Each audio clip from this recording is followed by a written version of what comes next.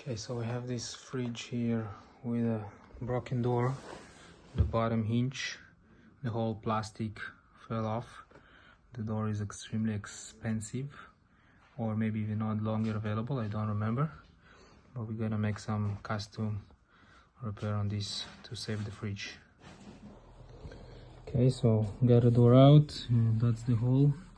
So I redesigned myself a whole new plate, cut a hole in it so I can put that plastic in, and soon we're gonna put it back in place and we'll check if the door is saved or not.